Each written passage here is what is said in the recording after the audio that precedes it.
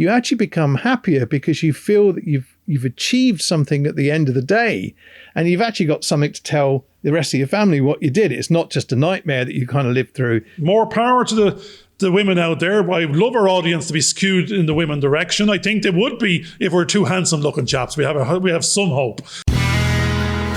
In the room, 52 Jokers Wild.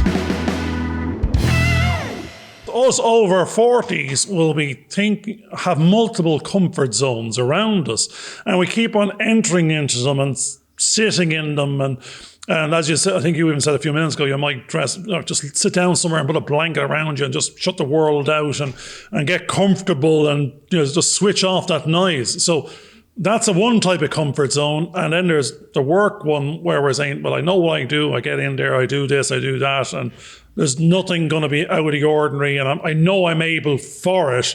I'm comfortable in my role. I'm comfortable in my job, and there's no scares there. There's no panic. So, but two people might hear that differently and go, that's terrible. There's no growth. There's, what are you doing? You're comfortable. You're stagnating. You're just existing in there. You're going in to put in time and then go home, as opposed to going in there and there'll be surprises and growth and change and transformation and newness and constant learning. So, is change comfortable, or is the fear of change is the want of a comfort zone that you then don't have to step out of?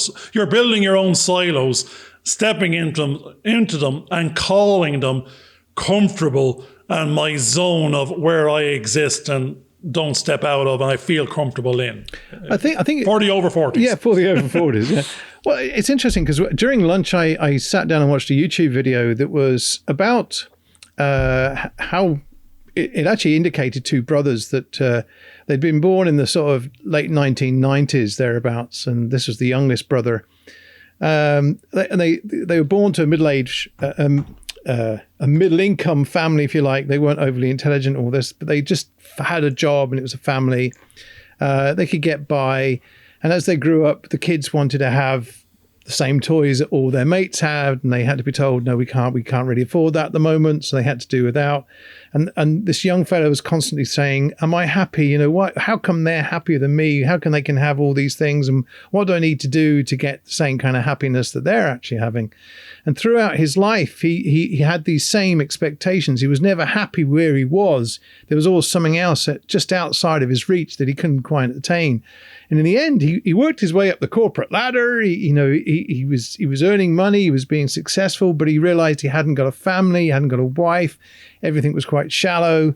And in the end, he suddenly discovered, having gone from a job that was a corporate one where the corporate was bought out, and then he set up with some friends his own little corporate, and that got sold out, and he didn't have to do anything. He realized he'd just wasted his life. Whereas his brother, who he thought was a loser, had ended up developing all these techniques art-wise, music, had got a family, got kids, was really enjoying life, and was just really had something to talk about, whereas the other guy hadn't. He was just talking about business. So he'd actually built those kind of comfort zones because but he was always in the future. He was never in the now. He was always worrying about, why can't I be as happy as that person over there? And it was actually all about judgments that he seemed to be judging other people and thinking he need to measure up against them. That's the measure.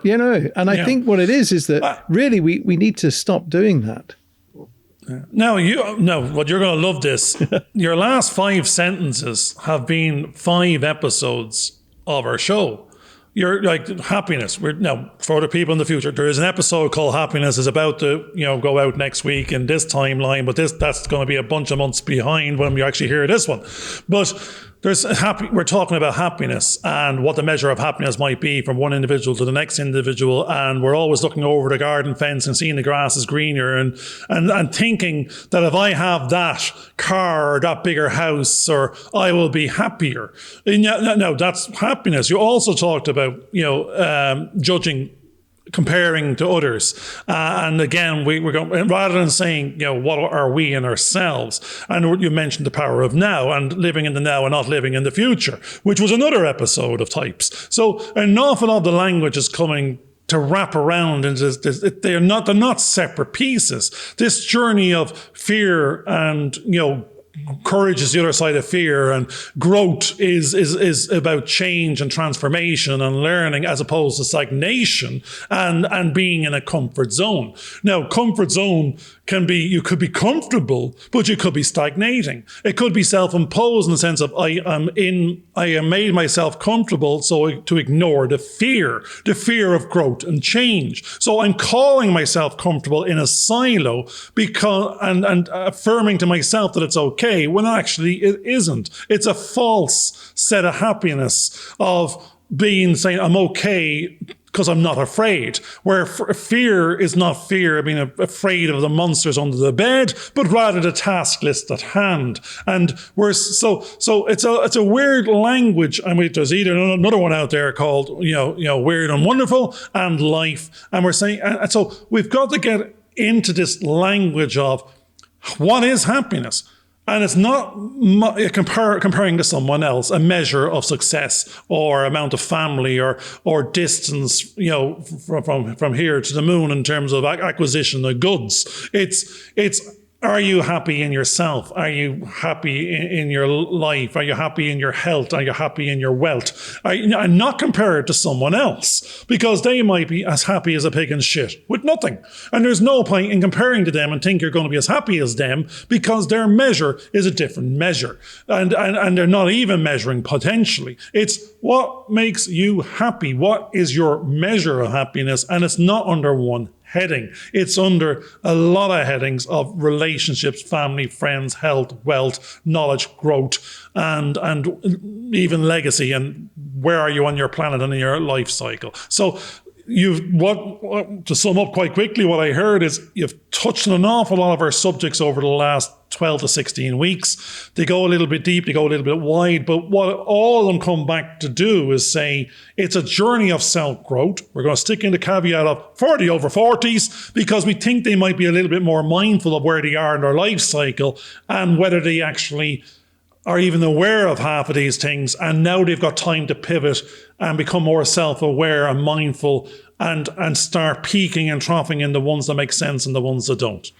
I know that when I reached my 40th year, it was a kind of strange year for me, because the work had dried up where I normally got my work here in Ireland. And I knew that if I stood still and didn't do anything, it would cause all kinds of problems, because you still end up building up debt. You still have bills that have to go out. You still have to meet the mortgage. You still have to pay the electricity, telephone bill. So there was some kind of action that had to be taken. On my situation, what it was that my family stayed where they were, but I had to go to England and work in Birmingham. And I found a job in Birmingham, stayed with my parents, had to travel up and down to be with them. But that was stepping out of those kind of comfort zones. But what I tried to do was to sort of actually enjoy the experience, have no expectations of what was going to happen, and just enjoy the experience.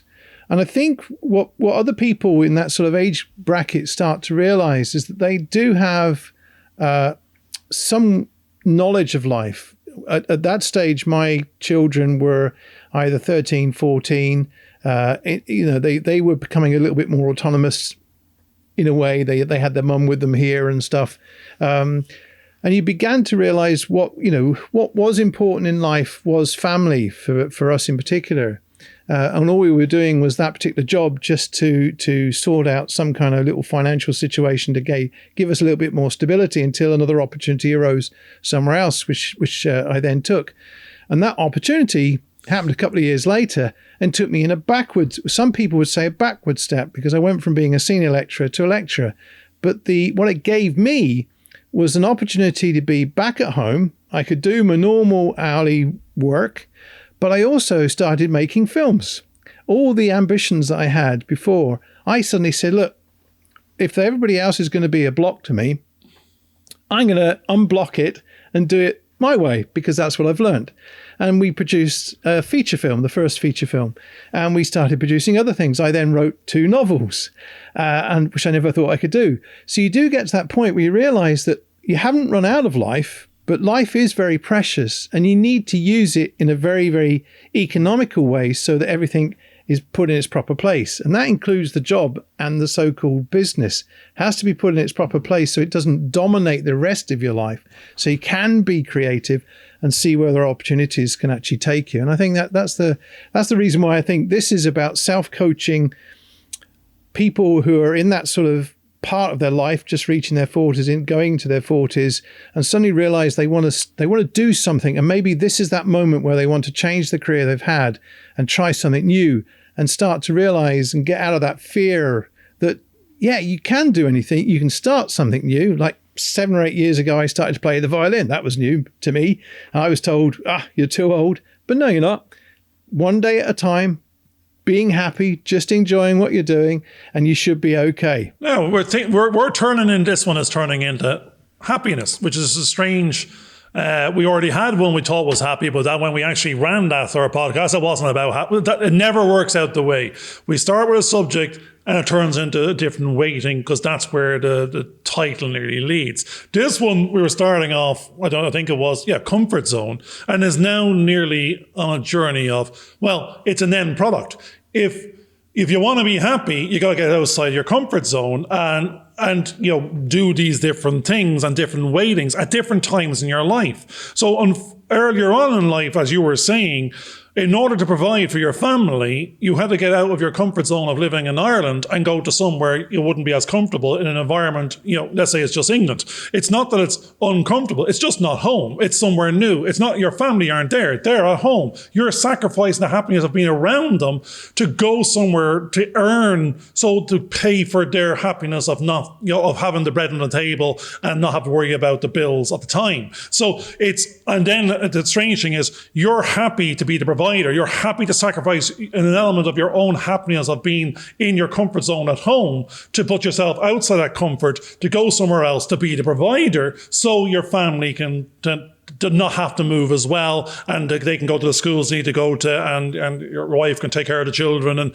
you can put bread on the table in the most basic of the language. Now, that's happened to me a few times in my life, whereby if there's this false thought process in my life of money is happiness, and it's not, because actually I keeps on coming back as an affirmation to me saying, if money was what was going to make me happy, I wouldn't be here. I'd be in Saudi Arabia. I'd be earning $1 million a year, or I'd be an entrepreneur constantly trying to open up business and do things and seek success through monetary reward. And I obviously didn't. So no, I'd like to have some money. I'd like to have an amount of it, particularly if I could win the lottery and save a lot of the hassle of having to figure out the how and the where and the what and the why of it. But in the absence of all of that, on my journey to whatever the figure might be, I kept on thinking money was important, but I would then at every decision point in my life, I would have said, well, is it more important than being around the kids? No. Is it more important than being in the same country as your family? No.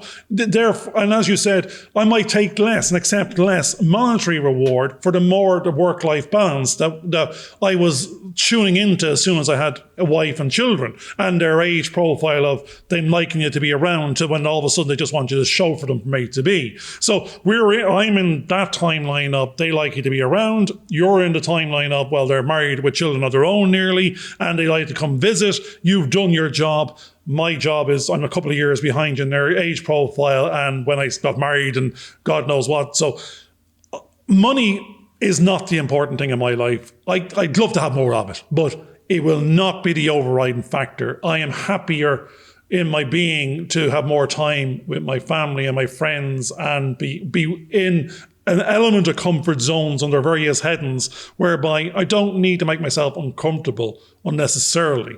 When I do have to, I will. The uncomfortableness that I'm talking about in the last while is this putting yourself out there and not being shy, or maybe being less introvert, and then and more to the point, not worrying about what others think.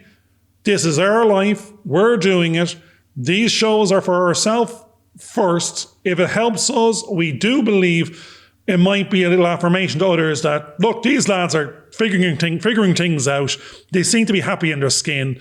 They're making sense of stuff, and they're giving it a go. They're giving it a lash jack. They're not going to give up unnecessarily on the basis of a few hurdles being put in front of them. So I am happier. I'm actually, strangely enough, getting more comfortable in certain zones. They're not comfort zones.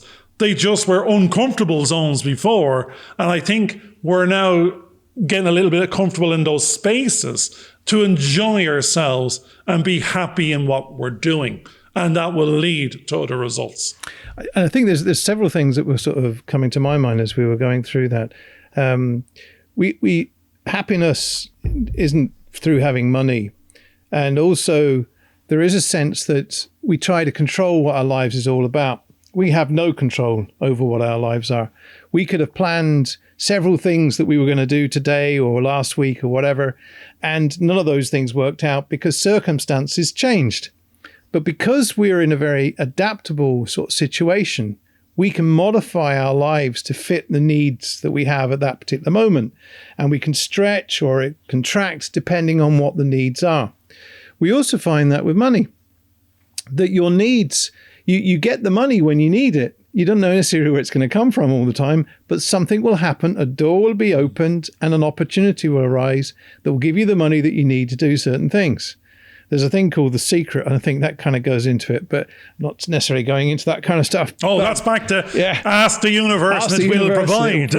But the thing is that I think it's the same with anybody that has any kind of faith or any kind of belief, that really if you do put your trust in what's out there and that we are part of a bigger organism or a bigger family or whatever, when you ask and you state it, and I think we've kind of looked at this ourselves, when you can put it into words what it is that you want and you become more focused.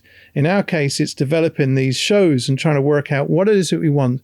When we have a certain focus, those things start to happen because we find ourselves working towards them.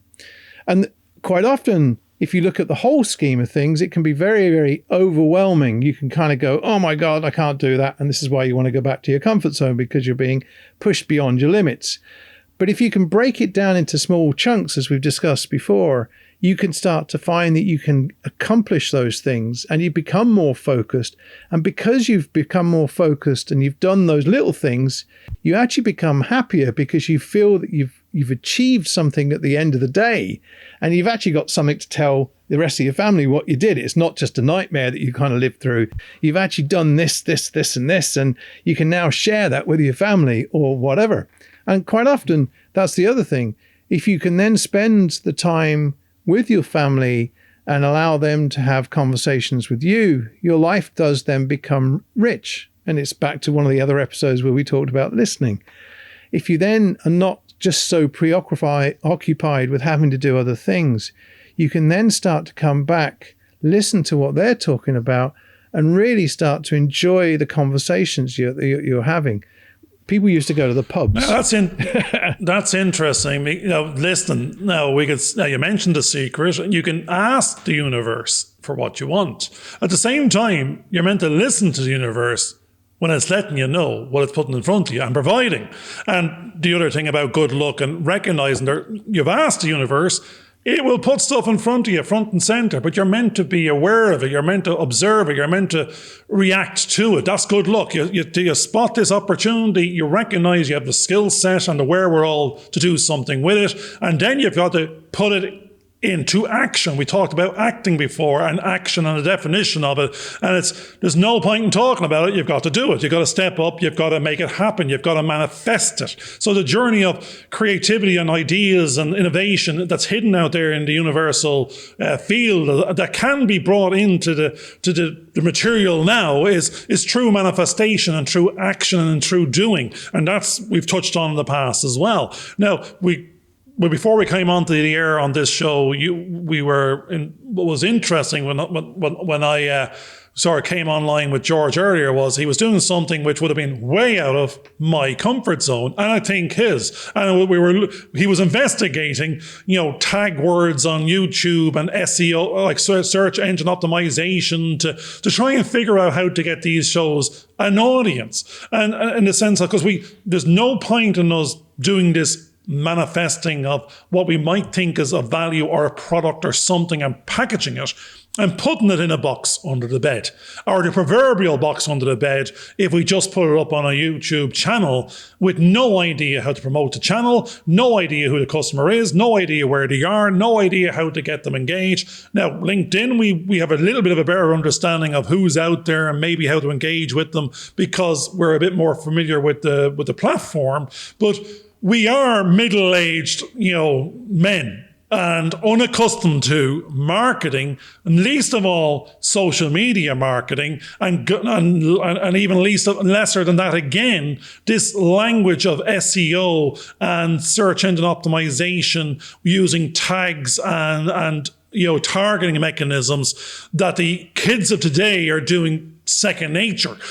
So George was effectively looking at YouTube videos from the experts, the kids, on how to basically promote yourself in this world of media, various media and various platforms that the old lads, doesn't matter what we have and doesn't matter how good we think we are and it doesn't matter how good the product will be, it will never be known in the absence of getting outside that comfort zone of production and getting into and become a bit more comfortable with the idea of branding and marketing and social media search engine optimization across multitudes of platforms to finally get the possibility of getting in front of a potential customer or audience member that then at that point can have an opinion as to how shite you are. Well, the great thing is that we're now at a point where it's almost becoming automatic, the process that we go through in actually producing these videos. But we had to get that done first because that was a new area for Garvin as well. So we had to go through this process of understanding how best to record ourselves and get that going. We've kind of got that down to pat now. And each step was another little step that we then had to take. We went from white screen to green screen to Garvin having paintings behind him and me sort of duplicating the same thing behind me. We both now have green screens, so there'll be different images behind us. We don't even know what we're going to have behind me today, but we'll find something. It'll be marketing, it'll be branding. We don't know. SEO, we're taking control. Stuff, I think, yeah. But one of the great things is that we were both not comfortable because you can feel pretty anxious not knowing how to use all this new technology. I mean, for example, if someone came up to me now and asked me to sort out their mobile phone, I'd literally kind of freak out because each individual mobile phone has the identity of the person that's been using it, and they will do things in a way that's totally different to what you will. And you'll just become lost and overwhelmed and you won't be able to control it, even though you may know how to use your own mobile phone. And that gets the same way with all this equipment. And then when you're finding all the software that we're now looking at, let alone the ones that we've learned all our lives to be able to do the jobs that we can do, all this new stuff about marketing, it was like, that's the bridge too far. We don't know whether we can get over that or not. But now all of a sudden, because we feel a lot more relaxed, we're a lot more happier in ourselves, all of a sudden we can expand out that little bit that we need to be able to cope with the information that we're now taking in about social SEOs, social, what did you call it? Something optimized? Search engine optimization. Yeah. I don't even know that. Search engine optimization. I'm using that in the old context, but the old context of websites. Yeah. But it's the same sort of language as you were saying earlier, as it's trying to figure out the algorithm of each of the platforms so that your content has a hope of getting out there based on the potential search criteria of your targeted customers. So nice language there. If you don't know who your customer is and you haven't targeted them and you don't know what language they're using to find what it is they're looking for, and you're not defining yourself or your product in that language, well, then you're just a line in the yellow pages on a shelf somewhere when you didn't bother putting the number on and you never put in your second name. It's a waste of time. So we do believe we will package quality. We will be changing that as we go. and we'll get it. We've got the process that we're happy with that gets that 80-20 Pareto principle of there's enough effort to get the value for what it is, for what's being put out there, for who it's meant to be for. But now there's the beauty. I mean, we had this conversation earlier today, and we arrived at a little bit of a strange, summary one-liner of who are we for? Who would get this? Whatever this is. And what the this is at this point in time is 30 podcast episodes of self-coaching. And then we stopped there and went, well, we can say mentoring as well, and we can say motivation, but they're falling under the same heading of we're coaching ourselves to be motivated. We're coaching ourselves to mentor ourselves to get out there and do it. Now we're saying to do what? For who? Who is this for? It's for us. No, it's for us and people like us. And then that was a quick affirmation of people that will get it are the language was nearly millennials to baby. You'll correct me on this, George. The baby boomers and the millennials in the short term, the 40-year-olds and the 50-year-olds that are C-level executives or want to change careers or are not happy on the money trail and wouldn't want to find some other meaning. All of the above, or just want to get healthier and wealthier in their mind by putting work in a box and getting more work-life balance. So all of the above, it's people like us. That's the audience. We will figure out how to talk to them soon enough. We're recognizing what they look like. Most of them are male and bald or balding, 40 to 50, and wanting change. Actually, I do think the women want to have the same great! kind of That's experience there you go, John. I think we have to break outside of our comfort zones. Well, one of the interesting things, I was to say it right, I think the women will get it more. Yeah, I think they'd be more open to it, and it's the men, being us, are the ones that find it hardest to change. That's the whole, everything out there in the mental health area is talking about is men find it hard to engage. Men find it hard to give up this money definition. Men associate their success with the money and the car and the brand.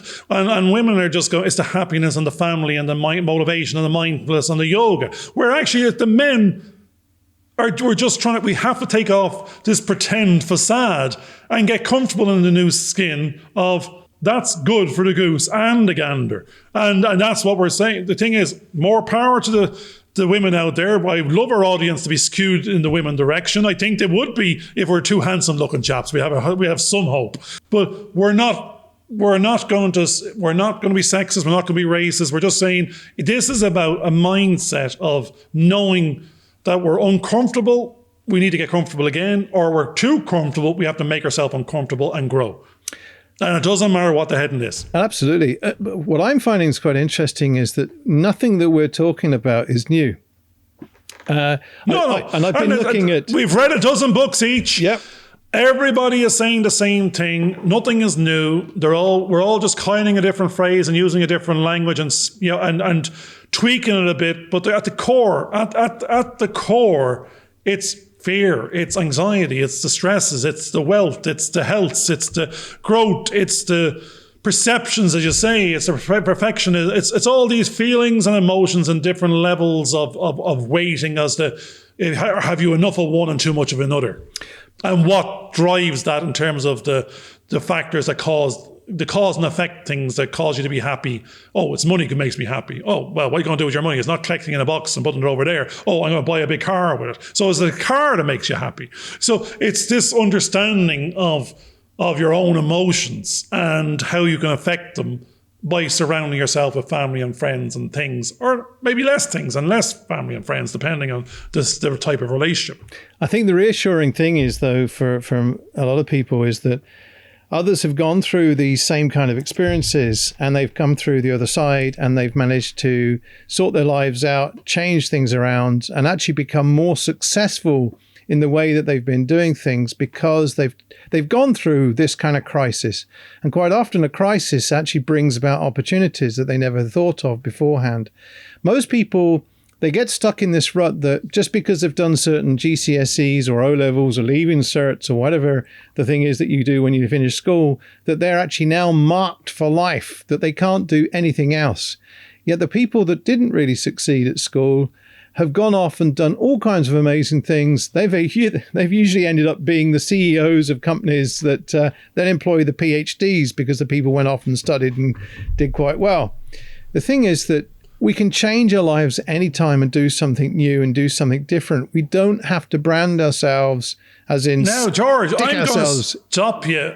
Go on. I'm going to stop you and go, right, what are you saying, George? What's the language I've been sort of trying to beat you up and use there to you? Because exactly the sentences you're saying now are a branded concept of our language, of our journey, of the 52 Jokers Wild journey. It's not happy.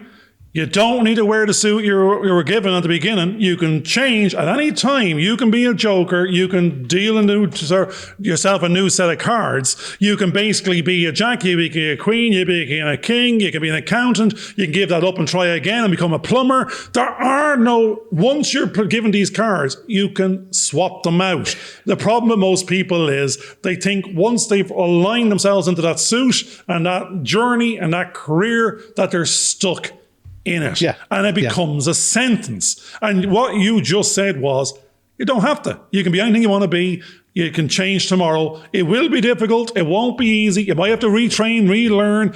I pretty much said to someone there 20 minutes ago or before this episode that I think I'm going to give up my subscription to my Chartered Accountancy Institute because I don't think I'm an accountant anymore. I'm not going to sell myself as an accountant anymore. It just happens to be I spent 20 years being one, and I am a member of an institute that says I'm one. But is that, if I keep on paying that subscription and I keep on calling myself that profession, then am I a film producer? Am I a director? Am I an educator in film training?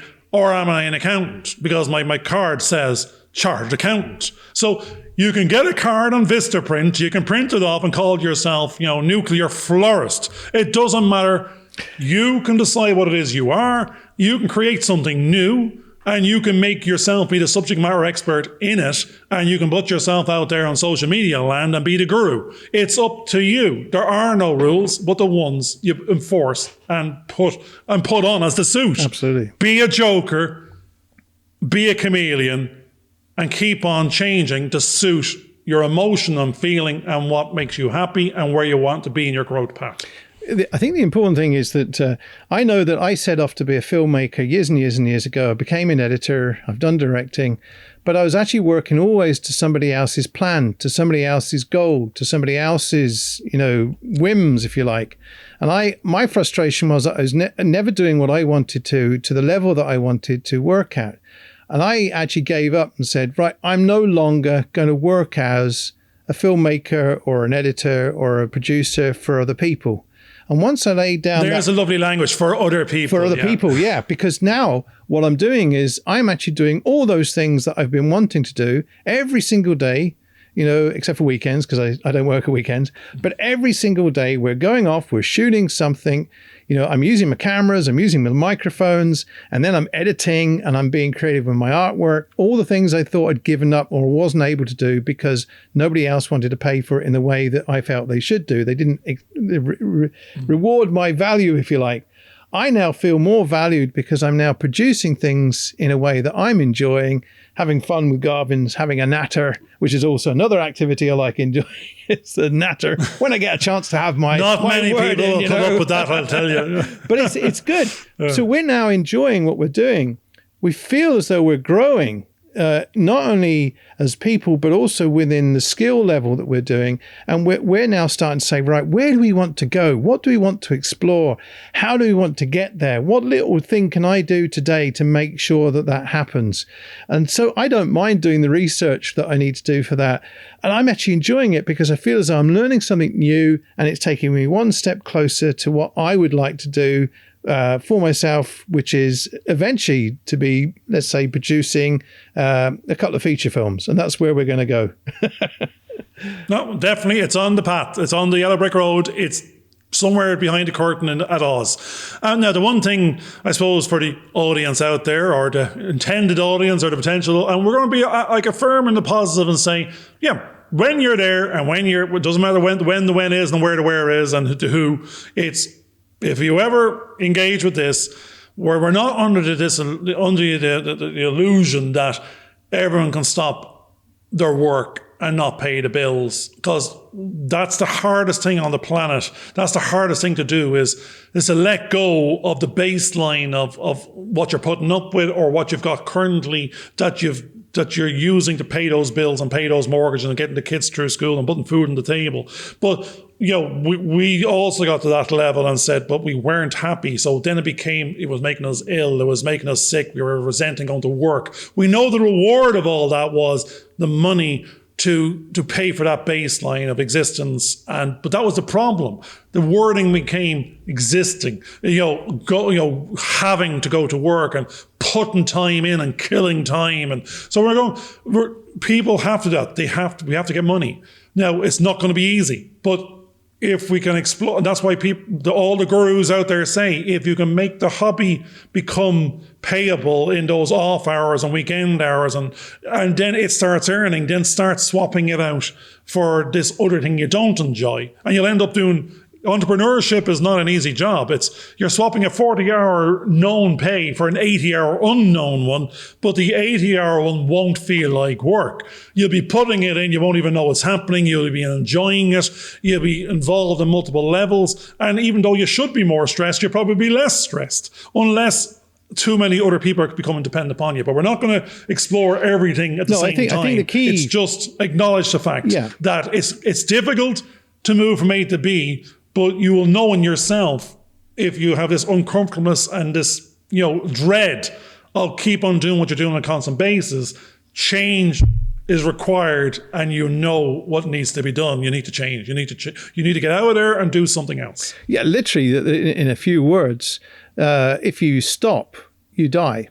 It's like the shark. If you don't move, you'll actually die, and that'll happen to you both physically, mentally, and whatever. And if you put up with all the stuff that is thrown at you in a lot of corporates that will overwork you, you'll be destroyed physically. You'll die sooner than you wanted to. Whereas if you take this other path, doors will open for you that you wouldn't have expected, just because you've actually stepped out and made that extra effort to go and do something that you really wanted to do. And then you'll find your full potential, which will be for you and for your family and those close to you, because you want to make sure you get that work-life balance. And that's really all we're starting to talk about. We don't have all the answers. That's not what this is about. This is about looking and searching and seeing if we can discover those solutions on the journey as we go together. And I think that's the key and important thing. So we're actually coming up to the end of the show. The last word is I keep on talking about the yellow brick road. We're just brick by brick on the yellow brick road. Get on the road. That's the only thing. You don't have to go to the end. You just have to get on the road. You got to get out of where you are and start the journey. And stuff will happen. Things will materialize. You'll be happier what you left behind. So put on those ruby shoes and start the journey today. Or Doc Martens too. Thanks for watching, and we look forward to seeing you in the next episode. Bye for now. Thanks a lot. See you soon. Bye-bye. Do what it says on the tin. Follow and share.